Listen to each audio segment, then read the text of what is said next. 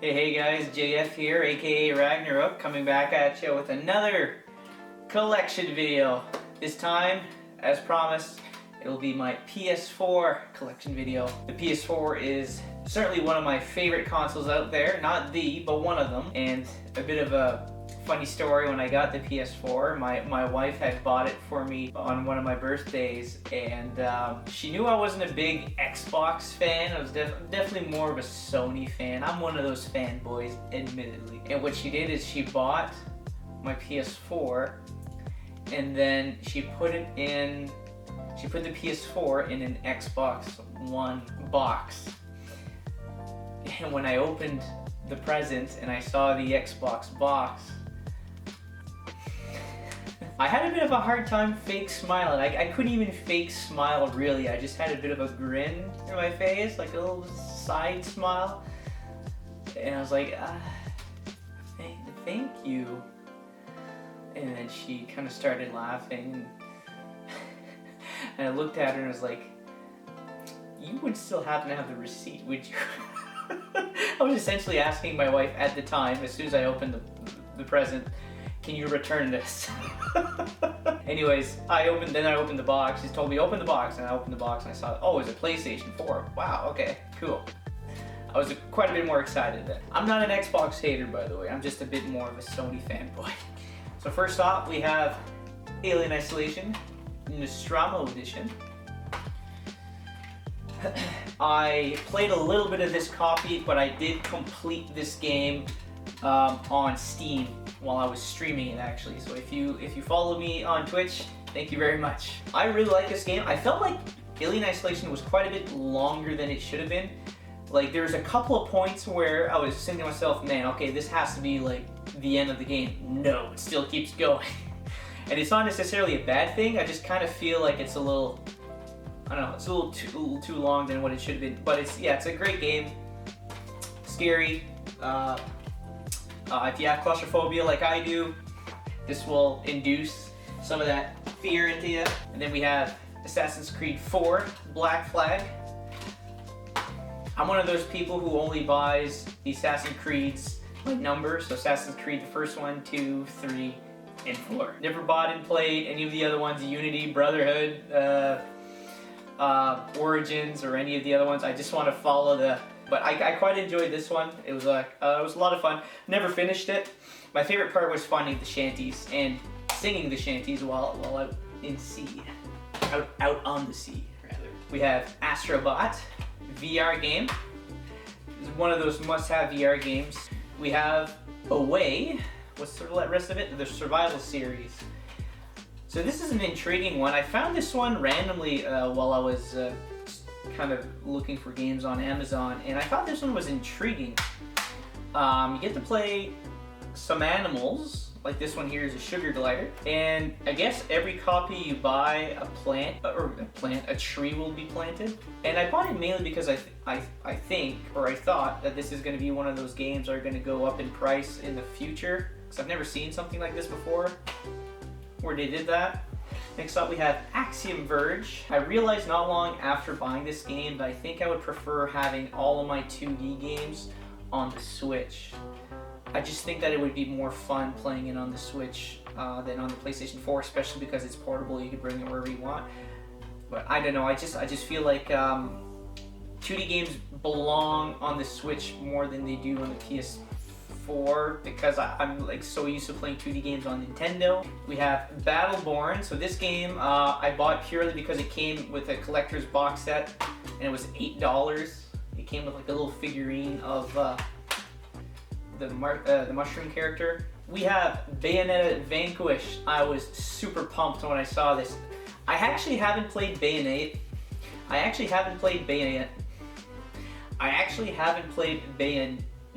Oh my god, why am I having such a hard time with this? I've never played Bayonetta, but I have played a ton of Vanquished on the PS3.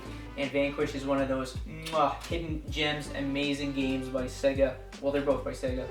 But, and I hear very good things about Bayonetta as well, and I do want to get to it. But Vanquished was such a fun game that when I saw it for the PS4, I had to buy it. And it came with a steel case. That's cool. Next up is my most recent purchase, and that's Bendy and the Ink Machine. I bought this when I was working at a at a pharmacy store. I saw this in a bin. I was like, hey, Bendy, that's on my list. We have Blair Witch, a game that I have played. I'm pretty close to finishing, but I haven't finished it yet because I was actually playing this with my brother. Me and my brother, we were taking turns playing it. We're just watching each other. And like for me, I found myself getting lost in the forest quite a bit. And it's a lot easier for the person watching you play the game to know where you were in the forest. Because for me, at least, when I run around in the forest, I tend to get lost pretty easily, but Sly's paying attention. My brother's paying attention to what I'm doing, so he knows what I'm supposed to do, and vice versa. So I thought that was pretty fun. And we have Bloodborne, a game that I really, really like playing, but I can't find myself playing it by myself. I would prefer playing it with a friend. I did play with a friend who gave up on it, and then I played with my brother a little bit, but he never picked it up again, so I haven't played it since. But yeah, Bloodborne is an awesome game. It is the only Souls game that I've ever played. I own Demon Souls on PS3. I haven't played it. Bloodborne though, I did, and I quite enjoyed it. And I don't have Elden Ring because I don't have a PS5, and I don't want to buy Elden Ring on PS4. I'm just gonna wait until I get a PS5, get Elden Ring, and then get on that train that everybody else has been doing. We have Borderlands 3. Something that I mentioned on my PS3 collection video. The Borderlands game bore me. It makes me kind of sleepy, to be honest, when I play them. I don't know what it is about them. But yeah, I just get really bored playing them. Borderlands 2 wasn't too bad. I played it with a friend. I enjoyed the comedy. I thought that was alright. Borderlands 1 and this one, I don't know, man. I tried getting back into Borderlands with this one, and I just, yeah, we got Call of Cthulhu. So this game to me felt like I've said this before in my stream, this felt like a student project.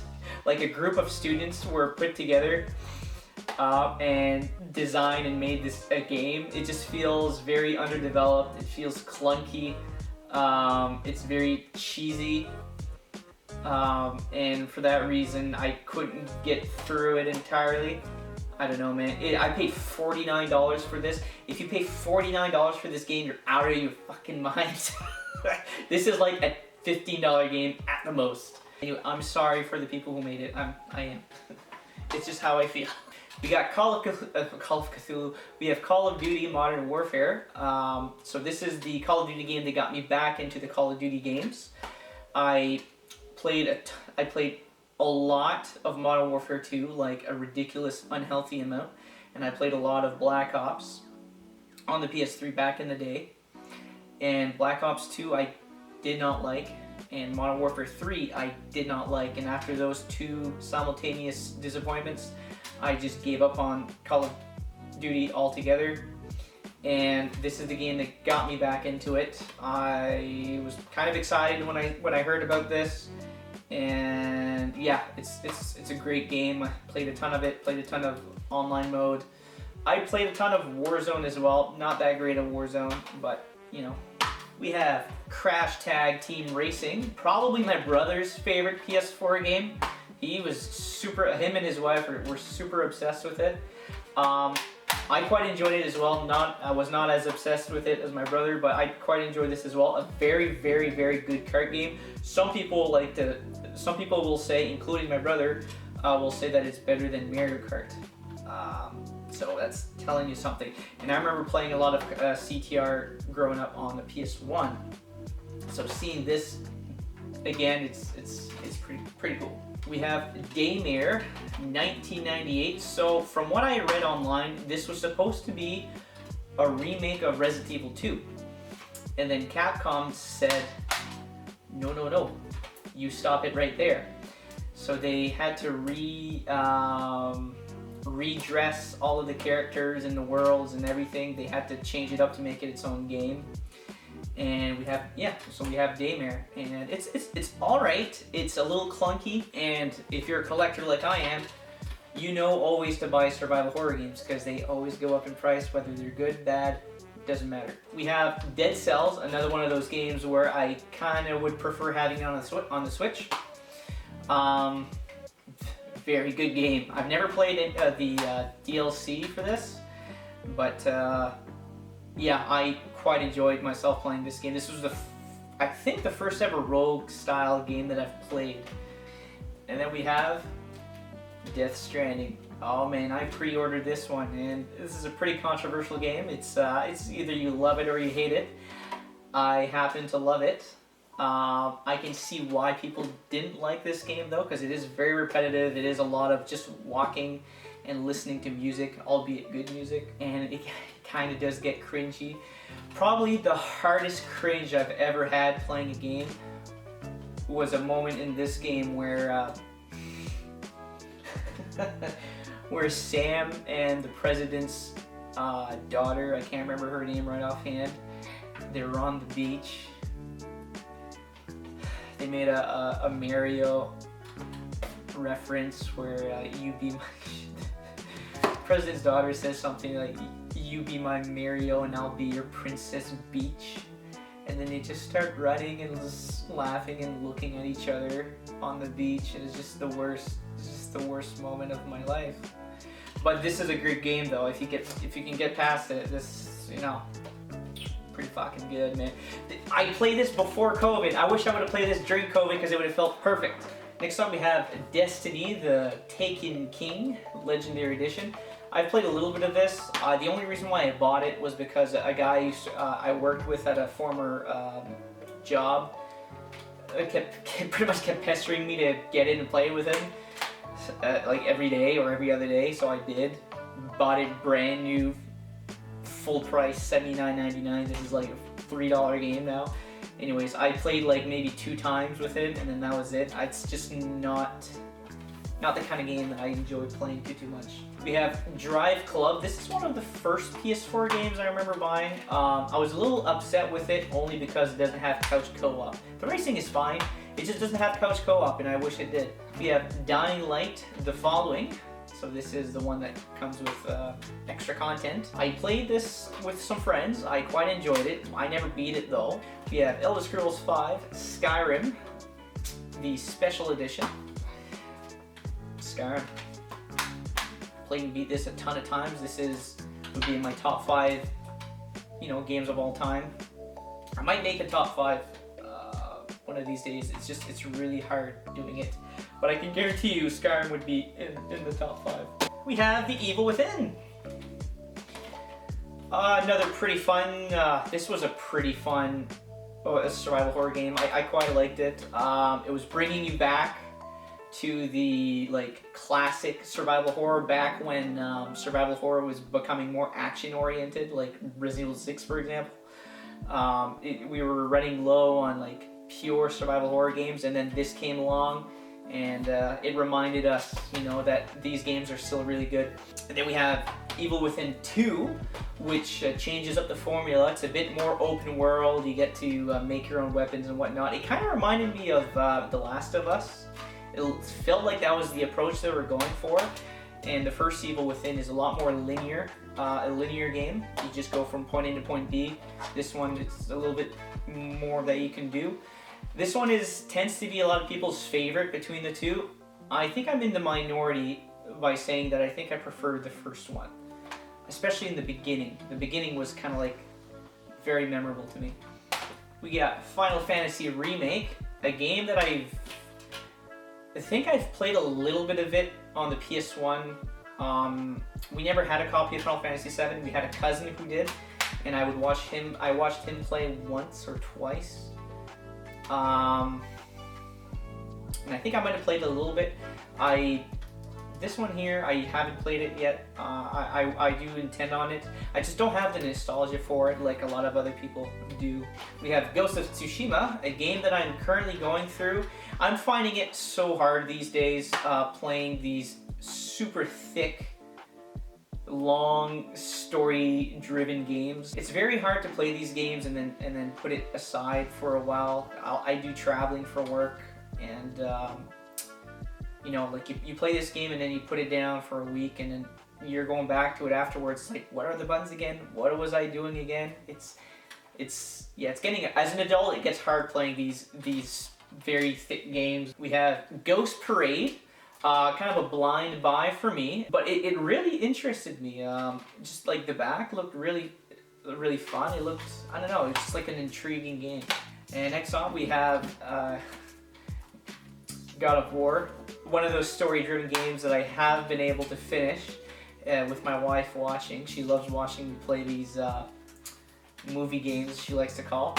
But yeah, man, I cannot wait for the second one. And then we have Halloween Forever, still sealed. This was a drunk purchase. I remember watching Metal Jesus and Reggie on YouTube doing a pickups video, and Reggie had mentioned this game, and I kind of bought it. There's only, I think, 999 copies of this made. I was just like, I have to get this. But I was also drunk. If I was sober, I probably wouldn't have. I'm not ever gonna open this because, again, it's a fairly rare game, and you can get the digital game for $4. Then we have Hellblade. I actually bought this one online on Amazon. I couldn't find a copy of it anywhere when I actually wanted to play it. It's a very, very, very fun, deep, dark game.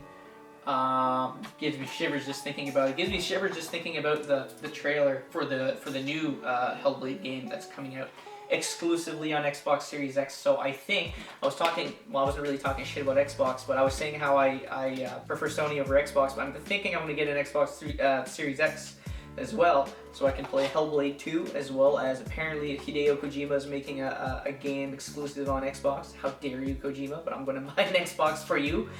And Bethesda. So next up we have Hidden Agenda. This is a game that you need to have a smartphone or a tablet or something like that to play. It's kind of like, because it's kind of like a Jackbox where you make decisions on your phone. And it's like it's a true crime game. You try to figure out a crime, and it's a lot of fun. I'm going to try to collect all of the PS4 games that requires a smartphone to play, because I think that would be kind of neat. PlayLink is what it's called. And then we have Horizon Zero Dawn, the complete edition. Played this, beat this. Very fun game. Quite enjoyed it. Open world. Can't wait to play the second one. I do want to play the second one on PS5, so I'm holding off on it. We have The Inpatient. VR game. I played a bit of this. It Takes Two. Another recent purchase. I beat it not too long ago with my wife. This was a very fun game. A bit depressing. And there's one scene. So this looks like a kid's game. But there's one scene. Spoiler alert. You can skip ahead if you don't want to hear this, but you're murdering a toy. You're murdering a teddy bear, and it's brutal. It's actually like, it's super brutal. I kind of felt kind of messed up, like this little cute teddy bear princess. She's like, oh, how are you guys? Oh, you guys, and then you're starting murdering it. Fuck. Next up we have Kingdom Hearts 3, the only Kingdom Hearts game I have. I do want to get all the Kingdom Hearts, because I did promise a friend that I would stream a Kingdom Hearts game. We got The Last Guardian. So this was a fun game, definitely not as fun as Shadows of the Colossus, but it was a fun game. A lot of people were annoyed with it because the creature that follows you around, forget his name, the Guardian, I guess. He's very stubborn, kind of like a cat would be. Like, you're trying to get it to do things and it just won't do it. It just looks around, it's not really doing anything when you're asking it to.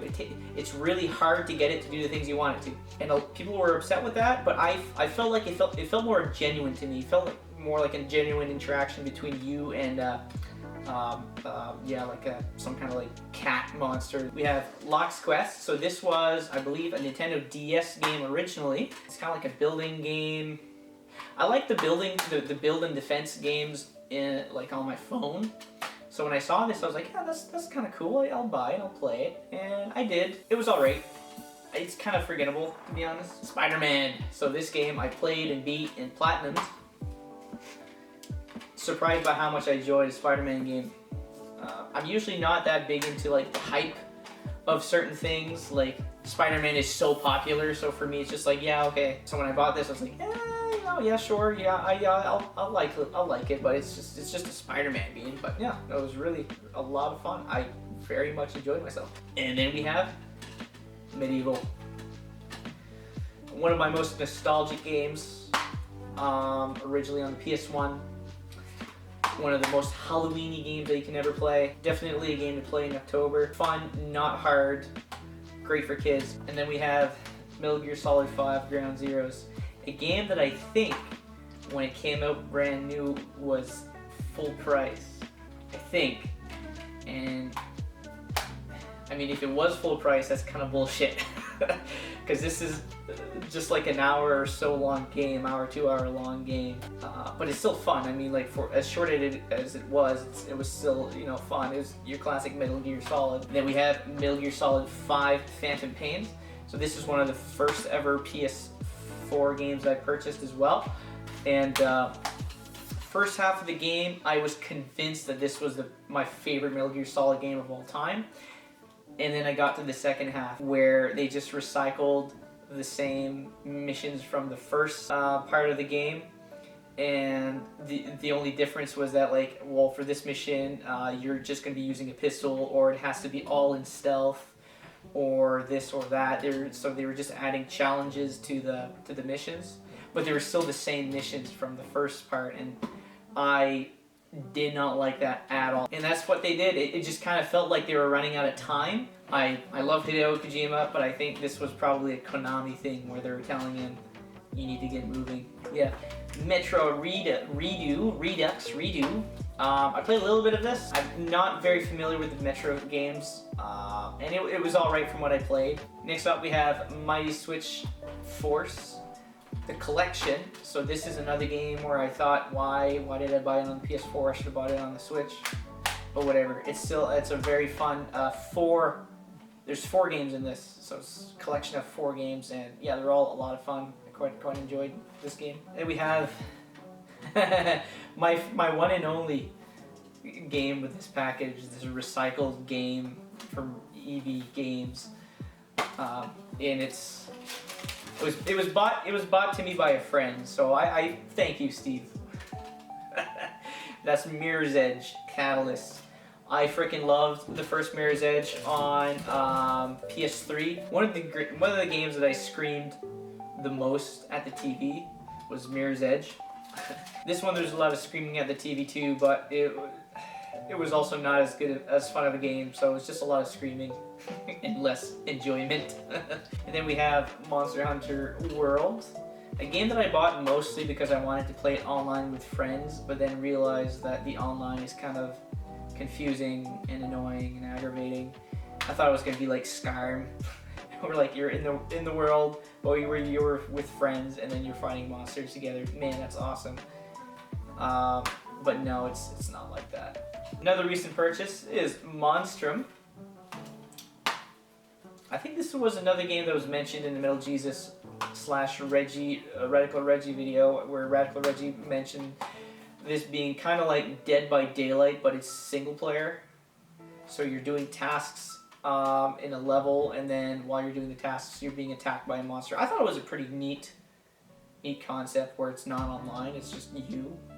So I bought it. We have NHL 2016. So this one is another one like this. Look at the case, man. But I don't care because it's just a sports game, and it's probably my favorite NHL game on PS4, to be honest. I played some of the other ones, and this one is probably my favorite one.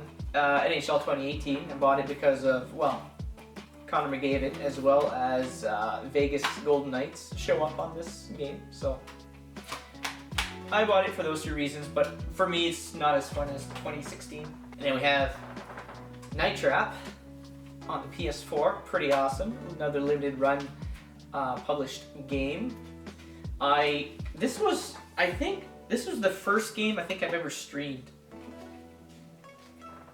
Maybe not. Maybe I didn't stream it. Maybe I just made videos of it. I can't remember. But you probably won't find it on YouTube. It's probably private. But anyways, yeah, this was a weird game. I kind of liked it. I'll be honest. I kind of liked it, but very confusing, very weird, and it can be like Freddy, Five Nights at Freddy, where you know like there's too many things happening at once. And you're just kind of like, how do you juggle all of this? But yeah, pretty cool. And then we have The Outer Worlds. This was This was alright. This wasn't too bad. A bit forgettable in my opinion. What was actually like the funnest about this game was the interactivity between you and the other characters that follow you around.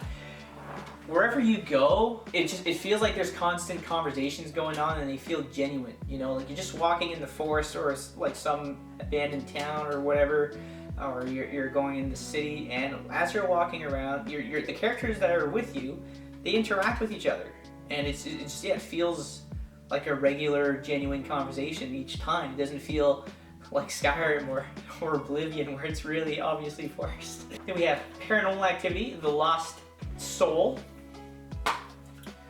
Another VR game. I played a bit of this. I have not finished it yet. It scares the crap out of me. We have Plants vs. Zombies, Garden Warfare. I bought this one for my wife mainly because she played a lot of Plants vs. Zombies on her phone, and I want to see her play on console more often.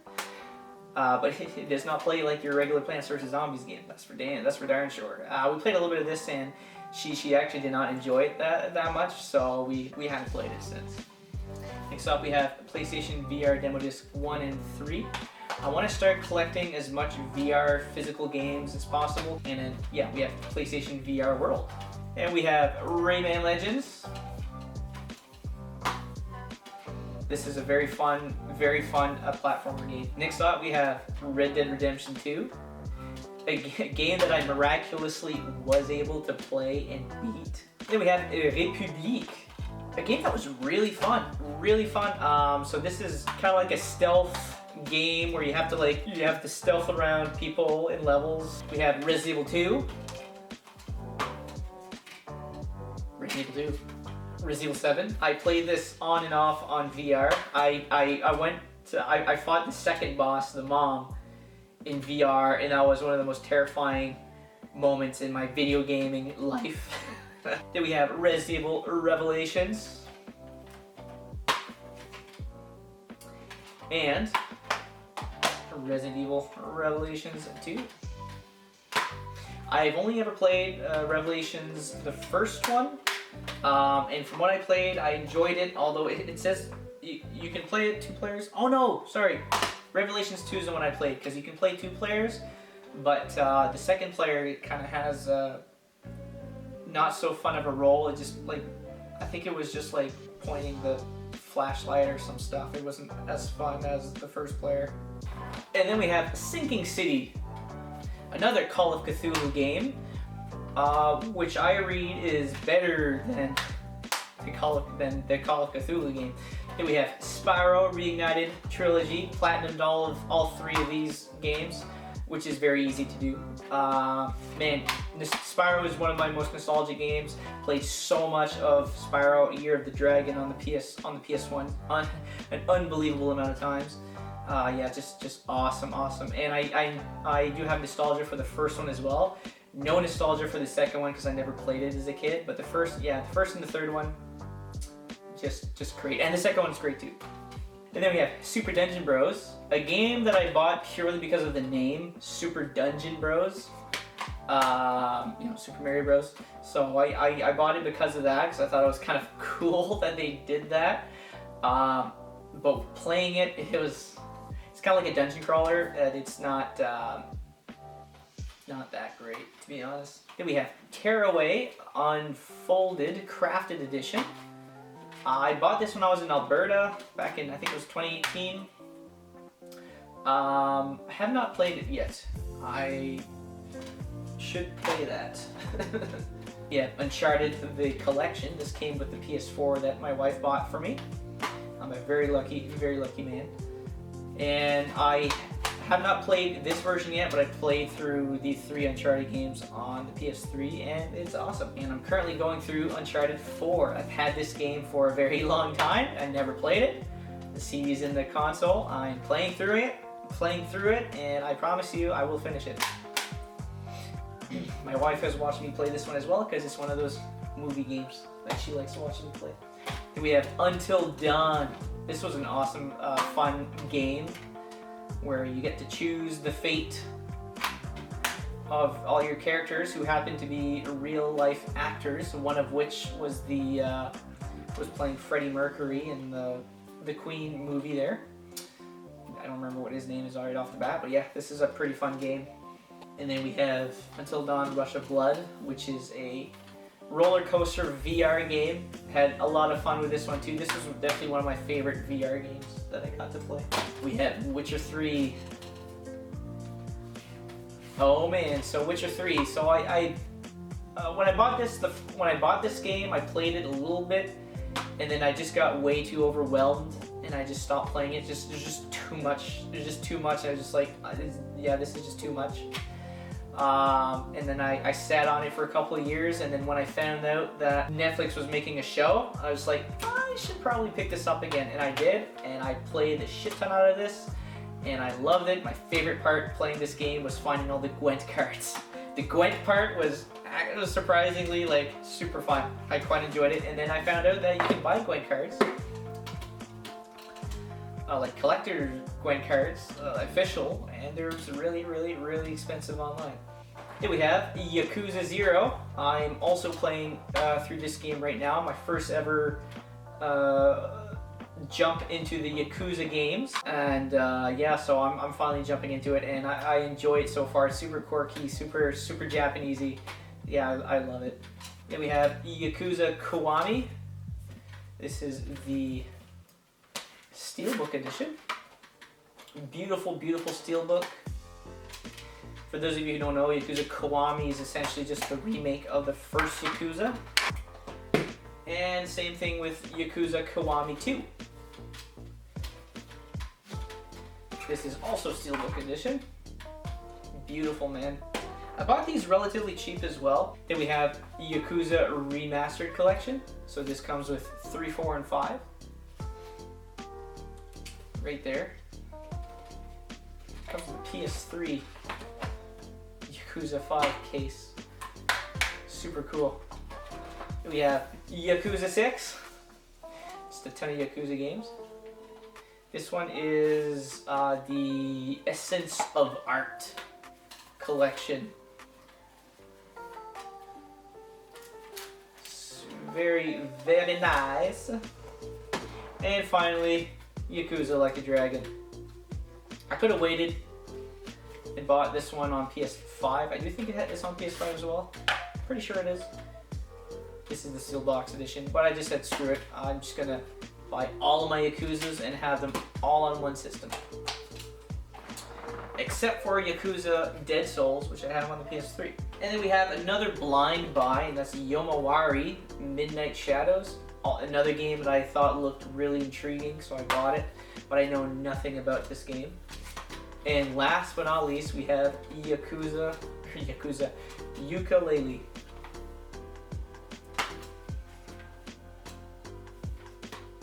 Well, that'll do it for me. Thank you guys very much. I really do appreciate it. I think I might do a game room tour video one of these days. I think that would be a lot of fun. If I can get 100 subscribers, I'll do it. If I don't get 100 subscribers, I'll probably still do it. Yes, that's it for me. Double salute. Thanks, guys.